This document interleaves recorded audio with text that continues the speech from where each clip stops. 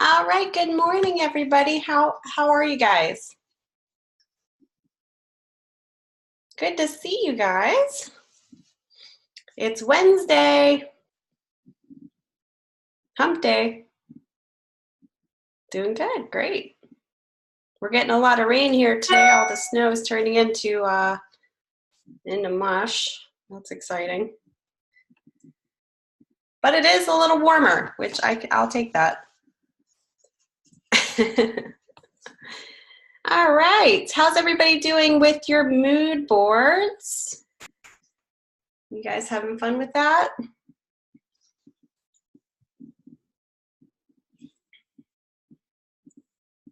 Awesome.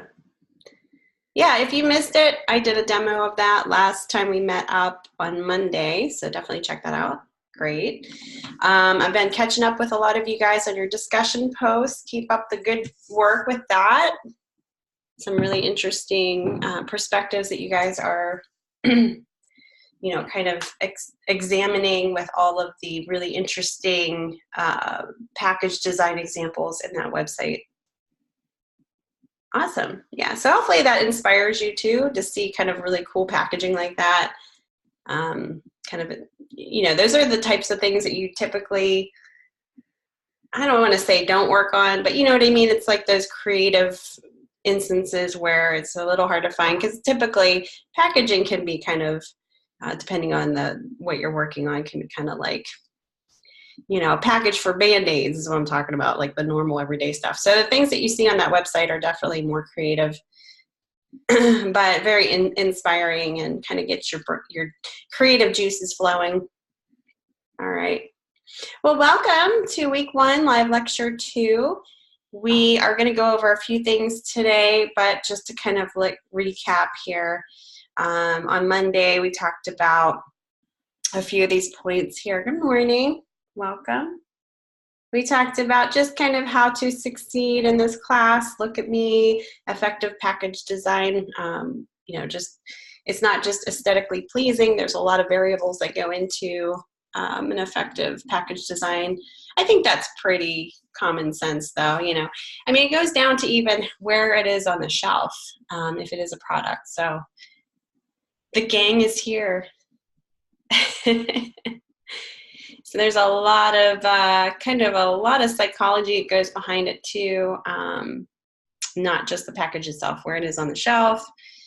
A lot of the other. It goes down to the science of where it is in the store too. Obviously, you might not have a say in that. We're just strictly talking about package design, but the overall picture is kind of interesting to think about all those different scenarios. Everybody's chatting it up here. Did everybody get their coffee this morning? I just chugged mine. Awesome. We also talked about the package design process too. There you go. So hopefully you guys are going through your process steps with this mood board, getting some ideas. Me too. I always have my coffee too.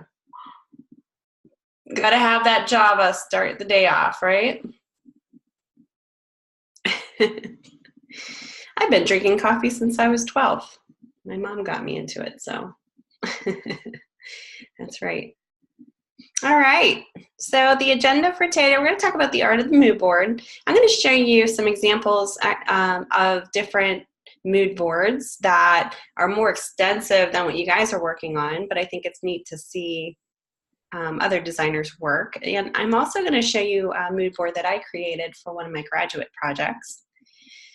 Kind of nice to see. And then we're going to start talking about making the right choice in regards to certain elements in package design, the science of typography, to grid or not to grid. And then what I'm going to do is I'm going to kind of open it up for you guys at the end. And this might be a shorter lecture because of this, depending. But you guys can, have the stage. Let me know if you have any questions, want to review anything, and then if you want to share what you're working on, we can get some feedback at that point. Sound good? Because we did go over a lot of information on Monday. You guys Good. You guys are looking at a quiz for assessment 2, or assessment 1, sorry. So that's just basically a review. All right. So let's get started here. Let's talk about the art of the mood board. You know, there is definitely an art to it. It's kind of like kind of like a science, right? So what is a mood board? We talked about this on Monday. You guys are I think, pretty clear on this. A mood board is a collection of images, typography, shapes, colors, and textures. And its purpose is to focus the design process by defining the overall look and feel of your product. So you're coming up with an essence of it's a mood. You're setting the mood almost. So when you think about that, you're really, showing the mood that you want to set. So why create a mood board? Well, we talked a little bit about this on Monday. It's the perfect tool that could help you and your client agree on design aspects that would put the entire puzzle together. So this would be kind of something interesting to show the client at some point of the brainstorming process. So that they kind of see a vision of where you're going with your concepts. And what's great about having something like this is you're visually showing them. Sometimes it's easier to visually show them while you're communicating, why you did kind of pick the things that you did for the mood board. See if you're on the right track. And then also you can use that to back up. If a client comes back to you after the project's said and done and they weren't happy with what you came up with for some reason, that's what's really nice about having, either a design brief that includes a mood board, because you kind of had them on that same page during the process. So you can kind of refer back to that with the client and say, listen, this is kind of where we were, you were good, So you're kind of using that as a backup to stand up for, why you made the decisions that you did. And I'm not saying you're always going to have to defend your work, but there might be instances where the client will forget the process that you took. So that's kind of why it's nice to have that as, kind of saying, hey, we agreed upon, if that's the point that you guys were agreeing upon the mood board, that's the mood you were trying to set. And it kind of gives a little bit more of a solid foundation of why you chose different maybe typefaces and colors and so on and so forth. Solving the problem. So what are some of the design considerations that you will have to address and explain for your mood board? So think about color palettes. You might want to go and kind of take a look at different brands that are in the same category as the product that you chose, and look at all the color palettes. And of course, you want yours to be different, but you don't want it to be too different where it doesn't make sense for the product. So look at the different color palettes that are out there for that maybe your competitor would be, and check out color harmonies that may work, that may give you a little bit of a differentiation for your product as well. Typography choices, that's huge. That I would say is going to make or break to your design. This all kind of plays a part together, but typography is is a huge factor in this, because if you don't have a proper appropriate typography, it's just going to disconnect your whole concept. If you're not using the proper typography that's aligning with your target audience and the brand essence, it's going to mess it all up. You're going to be speaking to the wrong target audience, or you're going to confuse people and not really get that message across, and it won't be successful. Shapes, textures, and imagery all kind of play the part too. And this all comes together into visually speaking to a consumer about the brand. So these are some of the design considerations that you will have to address and explain for your mood board. And this is the second part of your project as well for assignment 1. We talked about packaging colors. I showed you that website on Monday, just kind of generally showing you different colors that mean different things that could come across in different ways in packaging. So packaging colors are one of the design elements that will set your product apart from your competitors' products.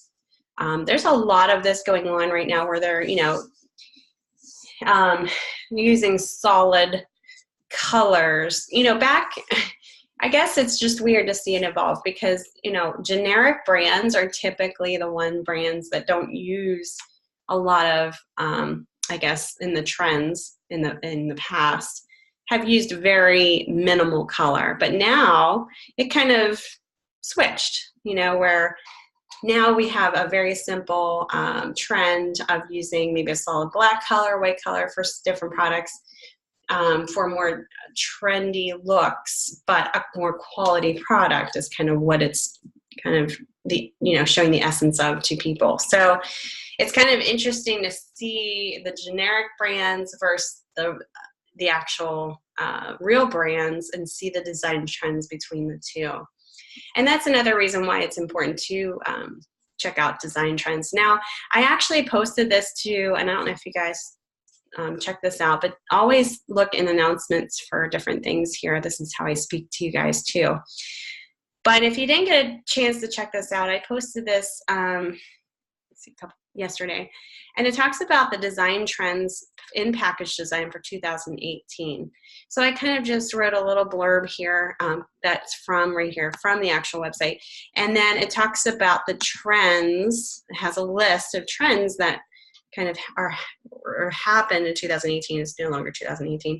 And then a link here that you can click on and actually see the visual trends. And I thought this was very interesting and relevant to what we're doing, obviously, because it tells you exactly what was popular in 2018 in package design. Simplicity, pastels, doodles, movie posters, big words, standout shapes and materials, vintage, photography, holographic effects, and vibrant gradients. And then it goes into detail about each one, which is really interesting, and it has examples of each topic here. So here's the simplicity one. So you guys can definitely check that out. There's pastels, which is, I believe, this ice cream brand. So it's really neat to see, not just see the list, but also see an example to each one and what those design trends were. And it explains a little bit more in detail. So you kind of get a clue as to, what is popular out there, because you want to make sure that you're aligning yours. This is kind of neat. You're aligning your design based on these trends. Now, it doesn't mean you have to copy it, but be inspired by it. Look at what's going on. That's kind of what we do. We get inspired by what we see, and we kind of try to align things based upon that. So your design doesn't look dated, right? You don't want it to look too old. You want it to look fresh and new. So you want to make sure you kind of are privy to what is out there now, what's actually popular, what what designers are kind of steered towards as color and typography and shape, the overall trends of that, patterns and, logo marks. So it's kind of really neat. And that's kind of where the discussion hit upon to check out different unique package designs and be inspired by that as well. But some really cool examples to check out. Here's a really cool line of dog, cat food, very simplistic, pops of color, big photography. So it's very interesting. So looking at this, you get a better idea of maybe some ideas that you want to do for your package design. Maybe you want to play around with the simplicity of just using a very clean typeface with pops of color and make it very simple, minimal, yet effective, if that's kind of what works for yours. So I put that in announcements. Go ahead and check that out if you haven't already. But it definitely plays a part in your design process, and this can definitely help you with your mood board as well. Also, science of typography. We talked about this on Monday as well. Typography plays a huge role in developing a package design and leaving a solid first impression. So you saw in those examples, some of the typography was very clean, and we're going to talk about the different types of typography just to get a review, but some of it was very clean and neutral looking, so it wasn't really feminine or masculine, but it was very neutral and clean looking. Some of it was very vintage looking. and it gives a vintage feel. So maybe it wasn't so dated looking. It looks old, but it almost has that design of new. So it's kind of like a, what do you call that? Like a retro look, you know, where it's coming into style again. And then you have typefaces that are more classic, you know, that come off as more established. So really, typography, just like any other element, speaks to, depending on what typeface you choose, can really speak volumes for your product.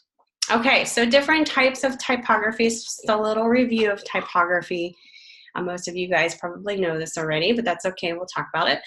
You have the serif typefaces, and these serif typefaces typically give off a sense of authority, may look more traditional, gives a traditional look to it, may visually represent, there's a respect there for that because, you know, it looks established, has stability to it when you're looking at this. So some of these serif typefaces are as listed here. So Georgia is a popular one, Garamond and Baskerville. And I say popular not in regards to always being used, but being very successful as being a strong typeface to use. Very, very easy to read, showing all of those different adjectives there. Then you have the sans serif typefaces, and these are more clean, modern, objective, stable, and universal. So you have Helvetica, Century Gothic, and Futura as examples of those. These are nice fonts because they're very neutral, I like to say. You know, they don't give a feminine or masculine look to them. They're very neutral. So, you know, they're easy to work with, but it's also based upon, you know, the brand that you're working on, whether it's appropriate or not. You also have slab serif, and these are bold, strong, modern, and solid typefaces. They give that very bold look. They just look strong. They're more modern, up-to-date looking. And like you know, it's said here there, it's more solid. So Memphis, Clarendon, and Nexus Lab are three of the popular choices for a slab serif. And I'm sure you've seen some of the examples I just showed you had some of these specific typefaces used. There's also script fonts. Now, typically, obviously, you're not using script for body copy because it's harder to read in big chunks of, you know, body copy, but being used for a headline or, you know, a tagline is fine. They can visually have more of a feminine look to them, a more elegant look, more friendly and intriguing. So, you know, this is why it's super important, and that's why I start an adjective list before I do anything. When I get a project in my hand and I'm say for this project, I'm writing down Chateau Vineyards, I'm writing down adjectives that come into my mind about this vineyard that describes who they are as a brand, okay? So maybe one of those adjectives or descriptive words would be elegant. So that would lead me to believe maybe I should go the script route as far as a typography related element that would help speak what that brand is about. So that's another example of how your process steps will help you go through and support the decisions that you make for each design element. We also talked about shapes. So there's different shapes out there. Obviously, these are the very basic shapes that you may use: squares, rectangles, triangles, and circles. Maybe use them around a logo, around copy, or even just in patterns to take a look at. A lot of package design does a lot of pattern work too in the background. Maybe it's very subtle that helps kind of make it look more dynamic. So this all kind of comes together as design elements to really speak to a target audience about what the brand's all about. Okay, any questions about that? Just a little review there of typography and just kind of what goes into an effective package design. Okay. All right. So now that we're kind of talking about mood boards, I did want to show a couple here to you guys. I'll show you one of my examples here since I already have it up. Let me give you a little background information here. I did this in 2011, so it's a little dated, but you get the idea. Whoops. So I did this for an actual company in St. Petersburg, Florida. I was a graduate student at SCAD at the time, so I was doing this as a project as well. And the problem I was trying to solve is redesigning their logo mark. So in that process, I had to create a mood board, just like you guys are. The only difference is because this is graduate work, you know, obviously it's a little bit more intensive than what you guys are going through, but I did want to show you these because I think that's important for you guys to see maybe more involved mood boards so you get the idea as well. And it can be as simple as what you guys are doing with one page, or it could be multiple pages. This one's 14 page long. So this whole book is kind of to show, this whole book is pretty much the mood board. So even with the front cover here, you can tell how the type is, how it's placed in there, the overall look of the image itself, photography is all playing a part in the mood board. So this is a, this kind of is like a double page spread. So just to kind of give you an idea of the size of this. Pull this way so you guys can see the whole thing here. So this is the start of my book, mood board. And don't be like, oh my gosh, I'm intimidated by this, because, you know, obviously this is something that I did for graduate studies, so it's a little bit more extensive. But here I am kind of breaking it down, my mood board, into sections. So I kind of have the lingo in there on the left-hand side to go with the brand itself. So I have on the first 2 pages, 3 pages, more than just a badass tattoo studio. So it's just talking about creative collective tattoo and gallery, who they are, what their mission statement is, just to kind of explain. This is kind of the setup of my mood board. You know, what is their niche? And then the next few pages, I kind of named it "You Suck," which is kind of funny. So I'm actually talking like I am the, you know, in the actual role of the target audience.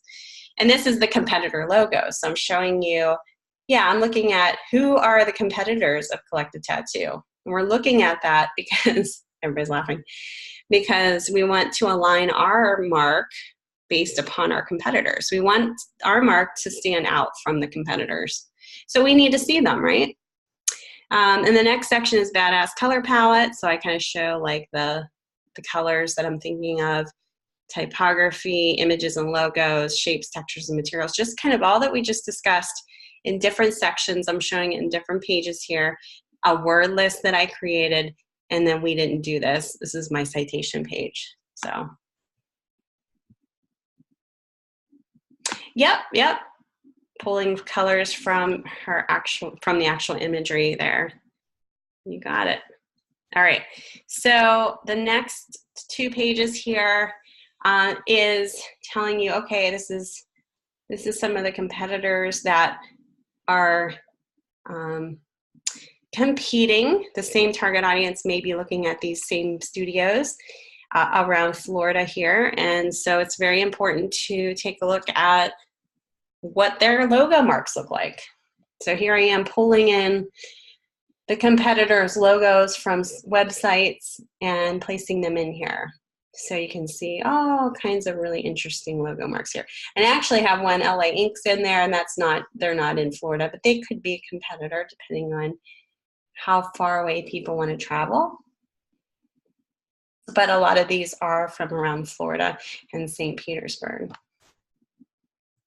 Here's the color palette that was kind of popped out to me as I was going through my design process. I really liked the thought of making it look steampunk. This is when it was real big back then. Of course, I did this in 2011, so it could change. But a lot of these colors I pulled from more of a steampunk look, kind of the idea behind that. And then I went in and started looking at typography. What inspired me by the look of this alchemist lettering, kind of an interesting part of maybe it, you know, kind of unifies with the whole steampunk type of a feel. But I also looked at other hand-rendered typefaces, and I just went out and pulled a whole bunch of typefaces I thought were very interesting, and it kind of pulled my attention to possibly working for this type of a look.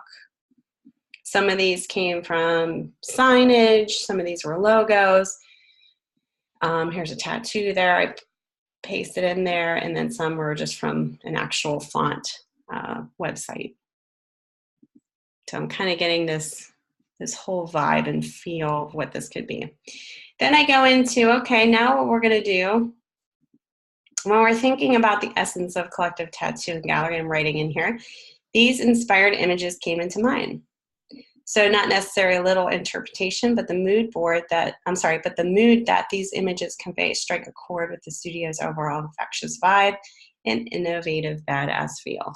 So I kind of pulled out these mechanical type looking imagery and steampunk look. There's Kat Von D on the left there. I like that whole type of a vibe and look. So kind of collecting all these images together.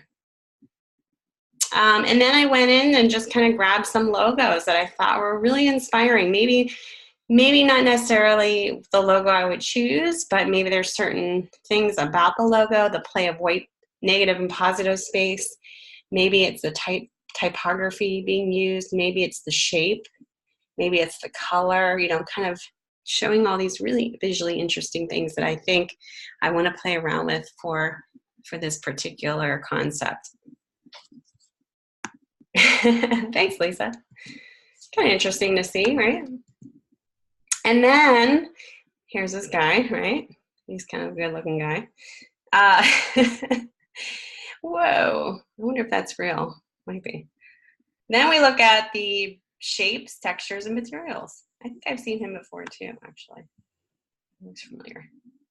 So I'm kind of pulling in these dirty brushed copper metal and old rusty gears, you know, the whole inspired shapes, textures, and materials that would carry well through the brand identity. Because think about this. If you're redesigning the logo or even packaging, there could be more things that you're designing in the future. You know, obviously, if you're designing the packaging, you could design the label. You guys will be doing that in this class too. So always think about that. You might be designing other advertising that kind of advertises the overall product that you design the package for.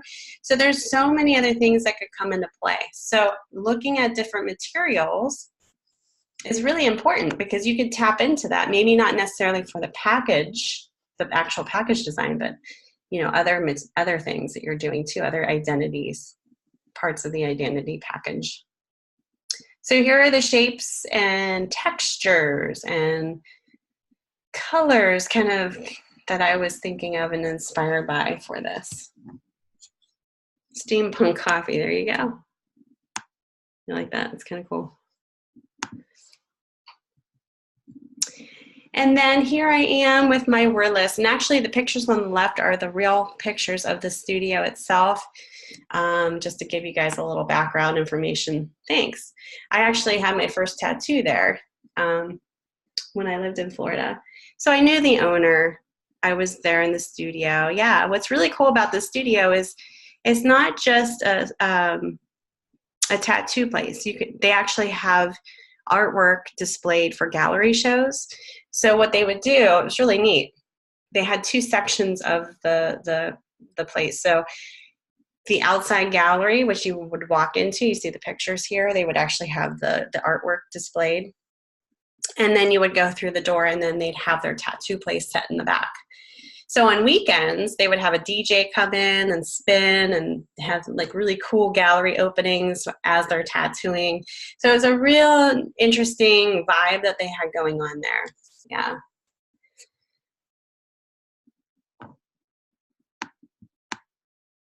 Oh, really? Your logo, your personal logo. Cool. I'd like to see that. It'd be interesting.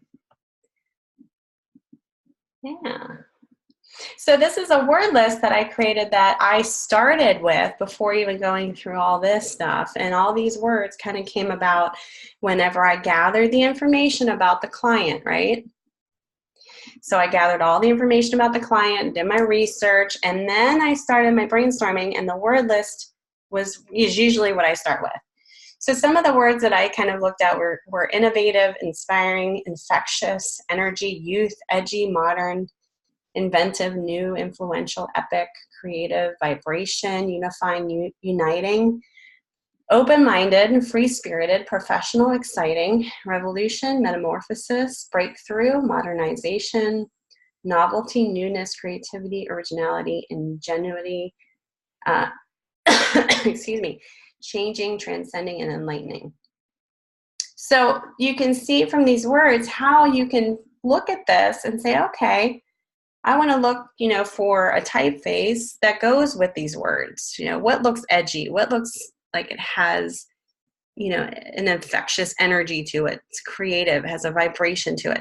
So all these words can come into play for the typography that you choose, for the colors that you choose, the shapes, the overall look of it. So think about that. You might really want to start a word list every time before you start a project. That really will help. And then this is obviously all the images that I used in my book that weren't mine, that I had to cite in the back. But pretty much that is my mood board. And from there, I redesigned the logo, and that was another process step. But I wanted to share that with you guys because I thought that was something that is worth sharing and taking a look at. Thank you. All right, I'm going to show you another mood board. Awesome. And these are mood boards of other fellow students that I actually went to school with, different projects. This is one from another graduate student, and they were redesigning, I believe, let me see here. And this is not as, some of these are a little bit more extensive than the others. So I believe this is for, let me get to the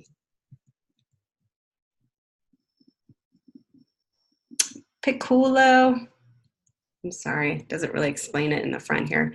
It's a toy store. So here's the competitor logos that this person chose to put in here.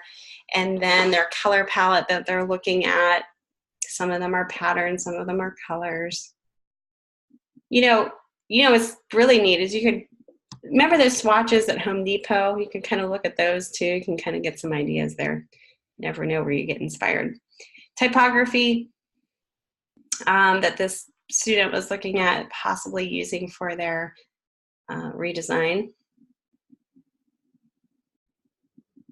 And there you go. Typography, and this is very specific to, they're looking at headers and body copy for the brand.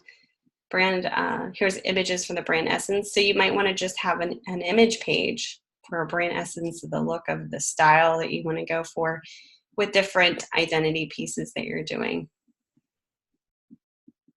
So here that they're saying these images give off a classic feel. The warm colors and glamour shots of children at play tell the customer that Piccolo is about quality, fun, and family. And then here's shapes. These objects represent shapes that capture the brand's essence. The shapes are playful and convey a sense of fun and high quality. And you have textures, include wood, pattern rugs, leather goods, ironwork, contemporary mood lighting. Word lists. And it doesn't have to be super long. Here's some words they're thinking about when they're thinking about the actual essence of the brand that they're working on. Okay, here's another one. This is a mood board for lolly-loos.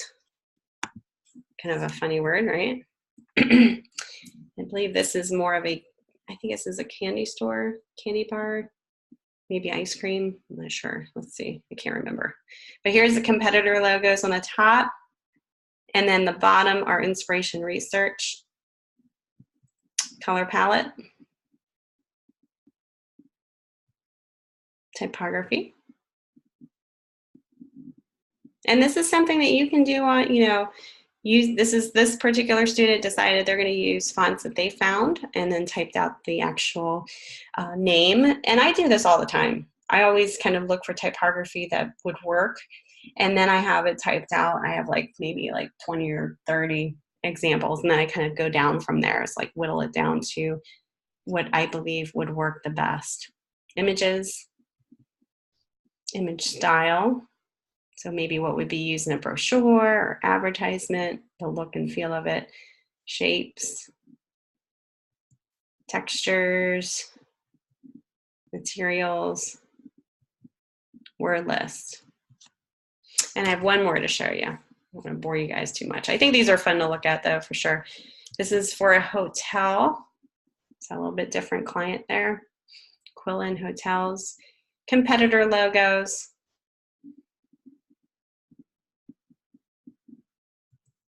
color palette, typography,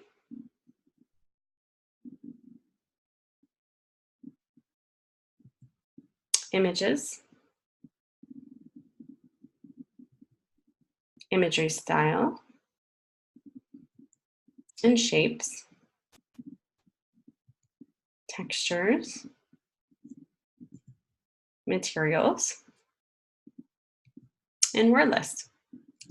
So, you know, kind of need to see a little bit more of extensive mood boards. You guys, like I said, are only doing, you're only doing that one page, but I think that it may be a little bit more challenging because of that, because you have to show everything on one page. This is the example that I did on Monday, if you guys missed it, of how I would approach it very quickly. I just kind of grabbed some imagery that I was inspired by. If I were to do the Chateau wine brand, I kind of showed you how to kind of look around and be inspired by certain things. So word list may be something you might think about before you even, you know, look into gathering all this information, you know, your color palette, the imagery that you're inspired by, photography and products that you're looking at, even logo marks. But, you know, it's always good to see more extensive mood boards, I think. I think it's kind of neat to see that. All right, any questions about any of that? You can kind of get rid of these here. There we go.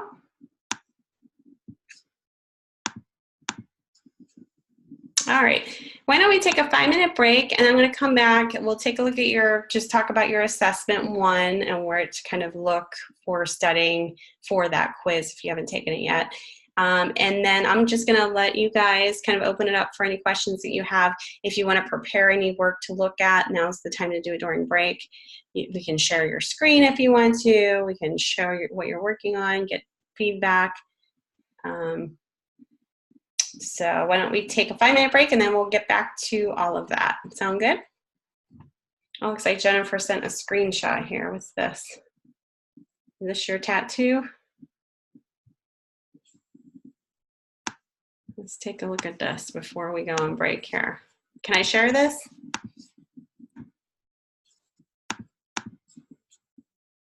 Oh, awesome. Oh, I love that. That's very interesting. So what's the story behind this?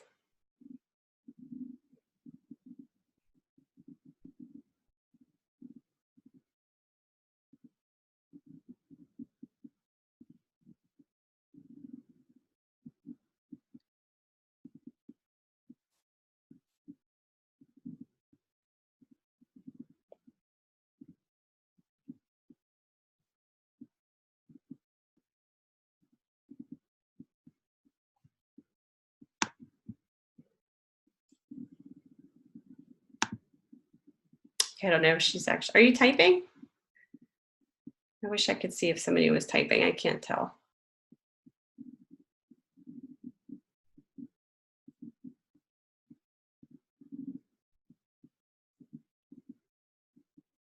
Oh. Okay, hold on. Let me see if I can unmute you. Okay, go ahead. Oh, okay, go ahead.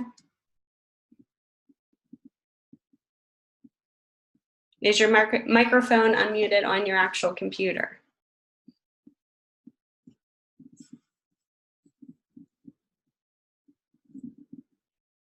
Uh-oh, looks like it's kind of having some problems here.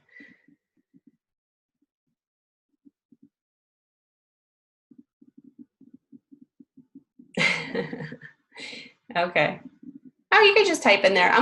Let's take a 5-minute break and then you can type in all that you want in there just to tell us what this is about, and then we'll come right back after 5 minutes. Okay? Okay, see you guys back in 5.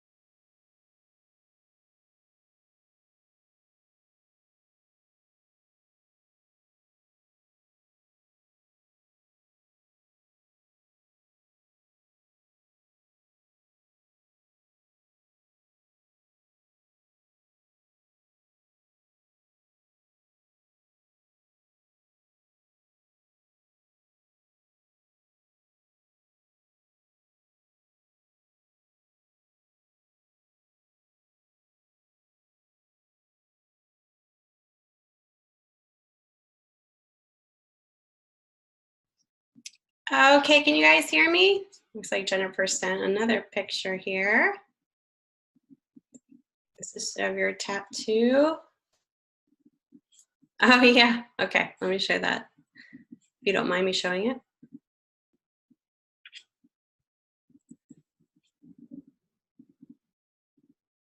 Okay. Oh, okay, I didn't understand what you meant by that. We don't true believer when he is offered the opportunity to see what lies beyond. He basically says he couldn't live with himself knowing he had come that far and back down. So he dies to see what the next one will be. Aw, very cool. I love it. Thanks for sharing that. That's pretty neat. Let me see your logo again. Very, very cool. No, you're not interrupting. It's kind of neat to see what you guys are working on. Like I said, we don't have too much to talk about right now, so we're going to be opening it up to you guys anyway. But it's always great to see kind of what you guys are working on. Love it, love it. Thanks for sharing. Very, very cool. That's a big tattoo too. I'm actually going to be getting one soon here. Looking forward to it. I was on a wait list for over a year, so. Gotta love it. Very, very cool. Is that on your arm? Yeah, your forearm. It looks like your forearm. Very cool. All right, you guys. Shoulder to arm. So that's exactly what I'm going to be doing. Very, very cool. Oops, what am I doing? Let me go back here. All right, so you guys are going to be, if you have not already, doing an assessment 1 quiz here. And I just wanted to read over some of the objectives that are covered within this quiz. It's going to be 50 points. And I don't think it's timed here. We'll read through the details here. But basically what's going to be covered are 3 ways a package attracts attention and why. Discuss the life cycle of a package design from initial concept to final mockup. Identify and apply an appropriate color scheme for a product. Explore and identify a typeface that best represents a product. Identify and apply 3 solutions to create a viable package layout. And discuss the importance of typography and color in packaging and explain how each helps in building a brand identity. So the quiz is based on week 1 readings and videos, very important. There are 15 questions on the quiz, and it is not timed. So be careful to read the question, just to let you guys know to help discourage cheating. Some questions will seem just like others, but the values have changed, or what is asked for is changed. So be sure you know what the question is asking for the values to use. All right, so I would start by just going to your video, readings and videos, week 1. And if you haven't already, kind of go through what the required readings are here. Check out the links and what it covers. So that's basically what's going to be on your quiz. All the way down, and then week 2, we're going to go into more required readings and all that good stuff. Easy enough, yeah. So just kind of make sure that you can reference back to that if you need to. I'm trying to think here. Hold on one second.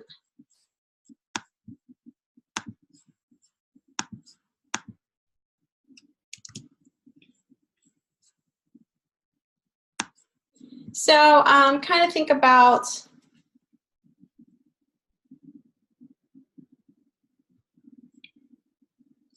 let me see here. I can't quite, I'm not going to go over what's on the quiz because obviously I'm not allowed to, but I can reference you where to go. So I'm just going to leave it there. I was going to kind of suggest some things to look at, but they discourage us doing that. So just kind of, take your time through the quiz. It's not timed, which is great. and then just know where to reference if you need extra resources. All right. At this point, I'm just going to kind of leave it up to you guys. I'm going to open it up. You guys have the floor at this point. If you have any questions, want me to review anything, comments, want to share anything at this point, this is, I'm going to give you the mic and the floor. If you don't, just kind of, you want to start your projects, we can kind of wrap it up and leave early. Completely up to you guys.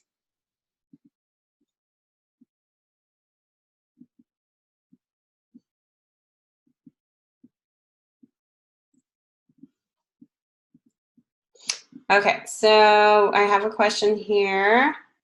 Angelica's asked, are we supposed to color in the logos? You guys will be doing that in week 2. Jennifer, are we designing both the bottle and the box? You guys will be designing the box, like the package that it comes in, that it holds the product, and the label that'll go on it.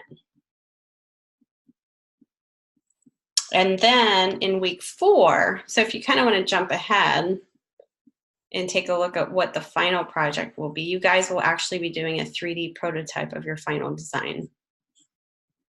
So it'll be a very, very thorough project. So you'll have the package that the product comes in, the label, and then a 3D mock-up. Woohoo! So of course, a 3D mock-up is going to entail, you know, the bottle or whatever it comes in as well with the label. She's excited. So what you might want to do at this point, this might be a really good idea, you guys. I'm glad somebody brought this up too. You guys might want to take a look at, jump ahead and take a look at, and I don't want this to mess up your concepts though either, but let me go ahead and share. I think I'm sharing my canvas here. So this is week 4, so it's what you guys will be doing. And what you're going to be doing is taking your, you're going to be basically applying your designs to a template. Okay, so what you might want to do is check out different templates before you start any of the designing part in week 2. Because then what happens is you'll be able to know what size. I mean, you're going to have a die line too to worry about in week 2, but you'll kind of have a general idea of what template that you're going to use so that it's not so far off from your actual product that you're designing. So week 2, let's skip ahead here, you're going to be creating a die line.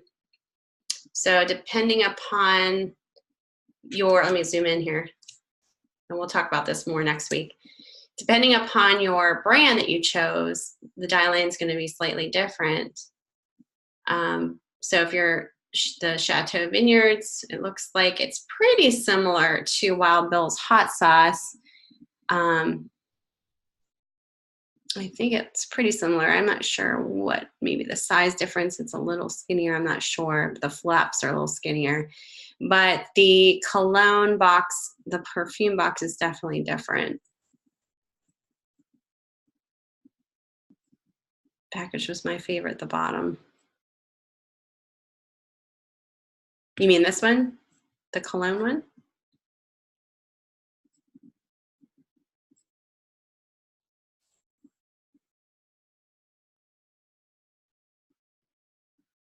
And we'll talk about this more. I just wanted to kind of give you a heads up since somebody mentioned it, you know, so that you're thinking ahead. You might want to check out some templates too. Oh, the difference between wine and hot sauce is the bottom. Oh, okay, gotcha. So it's not too different, but I'm trying to think. You can look up Photoshop PSD templates wine box, for example. And some of these you pay for, but some of them obviously you can download a free PSD mockup. But you want to make sure that it's the same size, general ratio, because when you're designing for your label and your box, you want to make sure that that's not going to be so out of whack as far as like the size difference. So here's some examples here of templates. And we'll talk about this more in week 4 as well. But there are a whole bunch of different free templates that you can download. And that was just for the wine box. There's even wine label ones I'm sure you can find too, where you can actually find a real bottle to apply your label to. And that's what's really neat. Like I had to do this the old school way. Whenever I was going through school, we didn't have the PSD mockups. So we would actually, apply them the way that you guys don't have to go through those steps, because the smart objects are already created for you in Photoshop. But we had to actually create everything to be a smart object in order to place in our, create the mockup from scratch, basically. So you guys are pretty lucky. So it's just the point of making sure it's the same ratio of your label, and also, and that's something that you can change too once you get it possibly into your mockup. But it's definitely something to think about going forward. Any other questions, or does anybody want to show anything? Maybe what you're working on, your mood board. You might not be done with it, but maybe you want to show where you're at.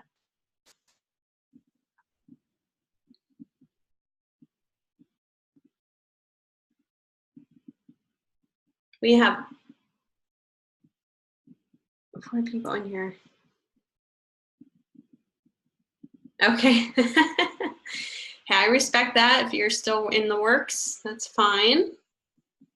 All right, that's very good. In some of these, sometimes you see things like today, you might see things that I showed you and you're like, oh, I gotta maybe revise something or change something out. So, I mean, it's always you're always changing things based on what you see.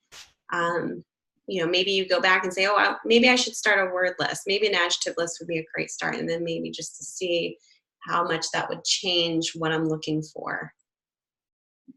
I get it. And that's why the process is not linear. You don't go from 1, 2, 3, 4, 5, 6 step and then finish. You can always go back to the first step, if need be. So. Oh, okay, very good. Yay. I'm excited about this because I think, trying the different ideas of different brainstorming techniques is important. When I went through graduate studies at SCAD, I had a whole class designated to brainstorming. And it was amazing how many different techniques that were out there. I had no idea. There was one called Crazy Ideas, where you would just write down these crazy, wild ideas. Like, what if the logo was a monster or an actual person? What would their characteristics be? What if you're redesigning a logo? So you'd write all these silly things out, not thinking that you would use it. But it's crazy how much you do go back to those crazy ideas and really kind of pull from that. So there's so many different techniques and brainstorming strategies that I would have never known of. Like, I knew the basic ones, but going through that class, it was kind of it was an eye-opening and an enlightening experience, let me tell you. And you don't go through all the processes, but you kind of try different things and see what works. So I'm excited to see if the word list help you out, and if that kind of inspires you guys to come up with different ideas, more maybe meaningful and effective ideas. Okay.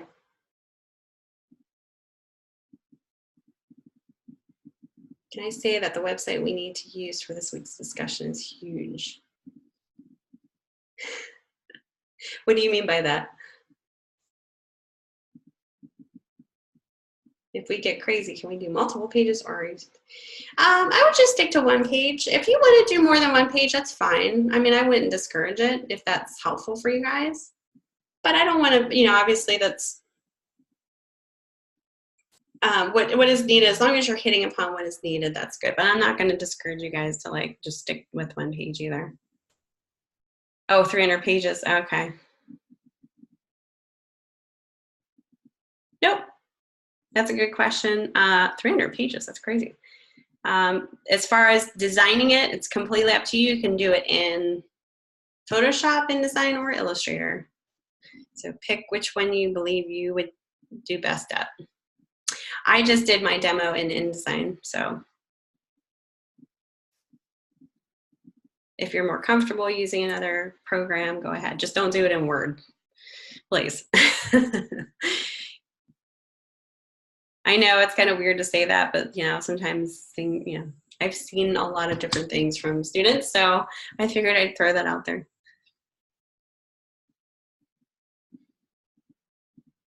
So yeah, so in week 2, let me click on here. You guys are going to be designing the die line, pretty much, and then part 2. And we're going to talk about this more in detail because somebody asked about the logo. This is where you're actually going to be adding color to the logo. See how it says that? So you won't be doing that this week, but next week we'll get into that. Okay.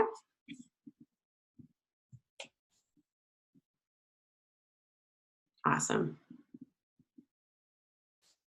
So keep up the discussions this week, you know, respond to people who maybe have not had a response yet. You know, bring up maybe different perspectives and what they're, you know, what they're thinking. If you can think of any, that's always good to do. I know this is kind of more of a research, you know, and be inspired by certain packaging that you see. Yeah. I think this would be a really, really, really strong portfolio piece, you know, obviously if done correctly. So this could really be a really nice piece that you can have to put in your portfolio.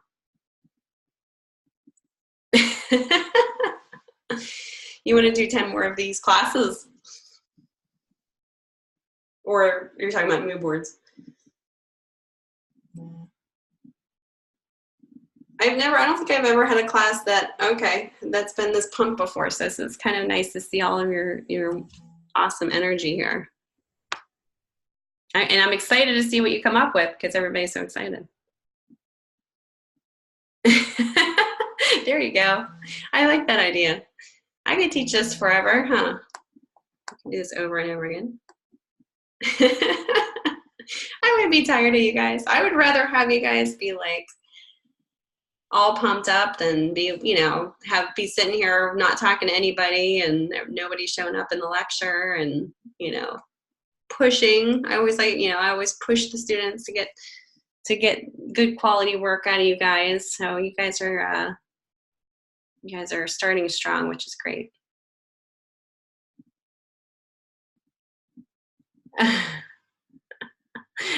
You could be, right? I'm not saying a word. No, I'm just kidding. Yeah, you guys are a great group. And what's nice about this is like you guys will obviously remember this and stay in touch, hopefully, and you just never know. And the weirder things have happened in the future. I just had, you know what's crazy?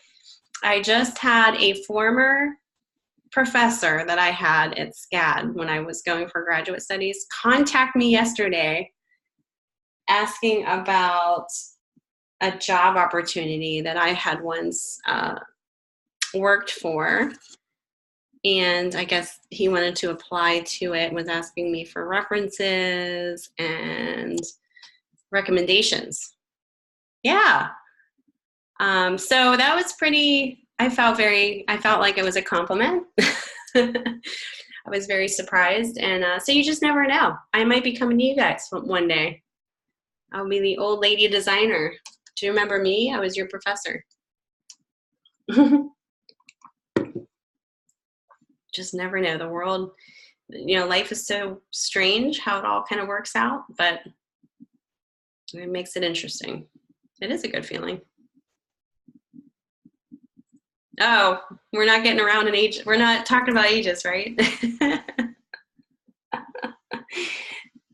I'm still 29. Over and over again. I wish.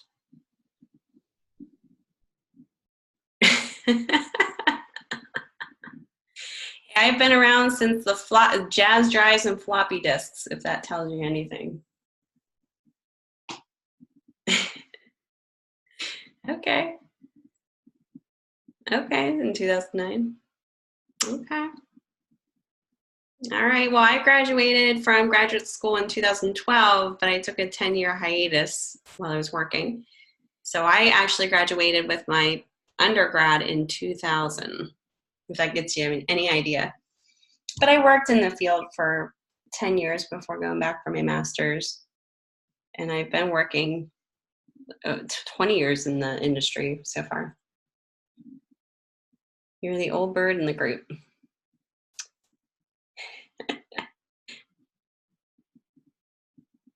I can relate for sure. I mean, I started out with the Adobe Creative Suite when it was like 1, Photoshop 1.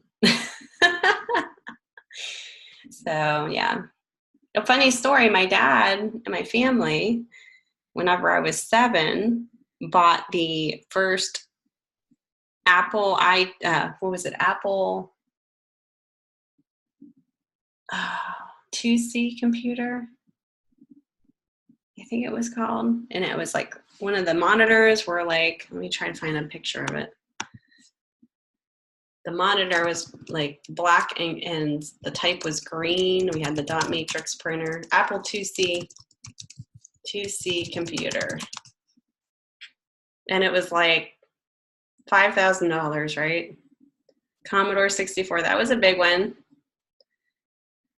Okay, so this is the one. This is the one that I had when I was 7. Where you had to actually program they had floppy drives that would go on the right, and you would have to program like Lemonade Stand or Oregon Trail. Do you remember that? You'd have to actually program the games in to actually have it work. My sister used to do that. Yeah, Oregon Trail. Isn't that funny? And then we had a dot matrix printer that we would always do like birthday banners with and stuff. So it's funny to see the progression. And then when I went to college, what were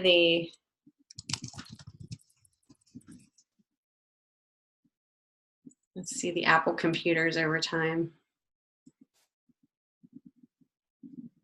We had the, oh, here's the timeline here. Can we zoom in here?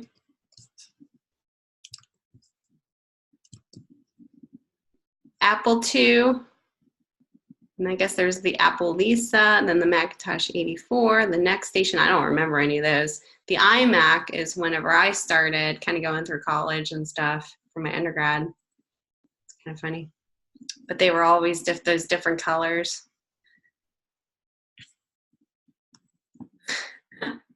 I had the white one.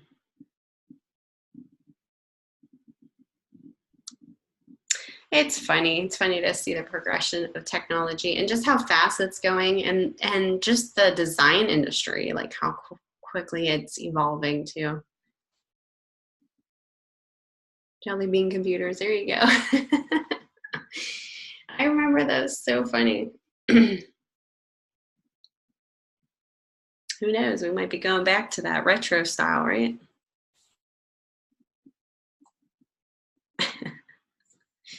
Remember the jazz drives? Those were the bigger discs, but they weren't floppy, but they were definitely a disc that you would put in, and they would hold a little bit more memory, like what, 1 megabyte? It's crazy.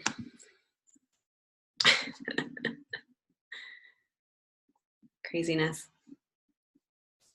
All right, guys, if you don't have any other questions or anything that you want to share, I'm just going to wrap it up for you, and you can kind of get started with all of the brainstorming that you need to do. Let me know if you have any questions along the way. Like I said, I try to get back to you guys via email as soon as possible. So I'm here for you guys. I want everyone to do really well in this class, so don't feel like you're bothering me in any way. All right, thank you guys. Thanks for sharing your logo and your tattoo there, Jennifer. You're welcome, thank you. You guys have a great day and weekend. Nope, I'm not annoyed, no worries. I love seeing that stuff. All right, guys, I'm excited to see what you guys turn in for this week, and I'll be seeing you on the discussion boards. All right, have a great day, you guys.